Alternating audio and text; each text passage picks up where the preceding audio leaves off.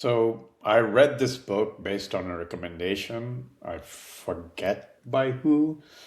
Um, anyway, so it was the book is written by a professor in UT Austin who himself, because of his, I would say, health conditions, was forced to mostly work remotely, and then got into this whole how to communicate remotely, text and all that stuff, which got him into doing the deep research on the best way to communicate and appropriate methods depending on what you're trying to communicate, so on and so forth.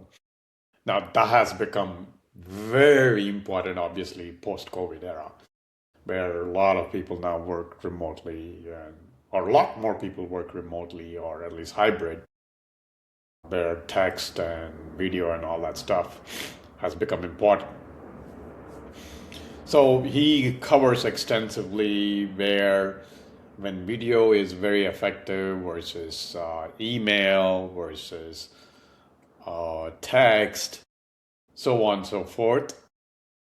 I found the information very interesting, but I wouldn't say it was more like, oh, I could easily implement this or remember how to do this. Most of the stuff I was familiar, or at least I knew by instinctual that some of the communication, how it should be delivered. Many, most of the time, for practical experience, doing some bumbling and fumbling, and even now, sometimes I fumble on those things.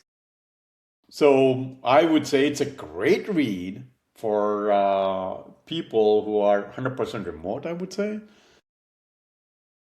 And then many times I see now, since 5 years now, heck, no, 6 years now, almost being 100% remote, do meet occasionally in person. I have learned that, for me anyway, video is very effective for me because it feels more, when you're working with teammates, it feels more personal to get to know the person versus many times people just turn off their video because they're not dressed properly, whatever, which doesn't sit well with me, especially because when I manage people, that doesn't sit well with me. So anyway, but it's what it is. It depends. As long the person is performing, it's great. Doesn't matter. But the important thing is the tonality, text wise. That's something I fail pretty frequently because my text, when I look at it, sometimes can seem very harsh because I'm, saying something. And then that's where adding an emoji or whatever might work well. And that's kind of the things he goes into. Essentially, Andrew goes into those things like, hey, where to add maybe emojis or expressions to, kind of convey the intent. Because you can't, convey the intent without video or face. So on and so forth.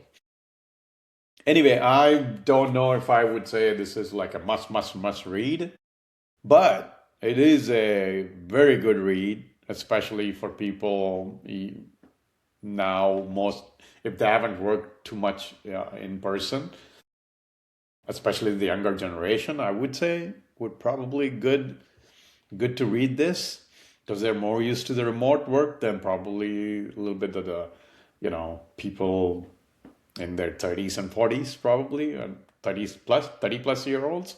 I would just say 30 plus year olds probably more used to more in person than the 20-year olds, because 20-year olds probably started working sometime after COVID, right? I would say most of the early to late 20s probably haven't experienced more, at least in the like a white collar job wise.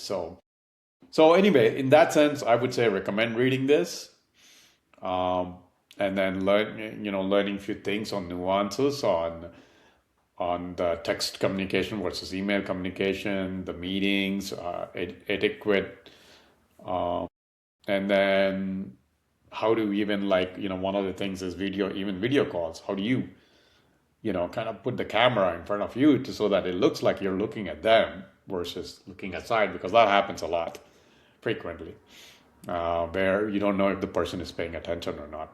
But then with practice, if you have worked with the person enough times and been in calls enough times, okay, yeah, they're paying attention. It's just their camera is off, off sync or offline. Anyway, I say, I wouldn't say this is a must read, but a good read.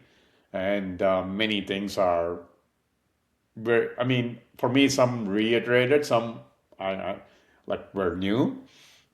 It wasn't something like a mind blowing thing for me, but I would say a lot of people, it would be a good read, definitely, or a must read for some people. If you're managing people or working mostly remotely, it would be a good read to understand what sort of communication media you should be using in the text electronic era of working a job.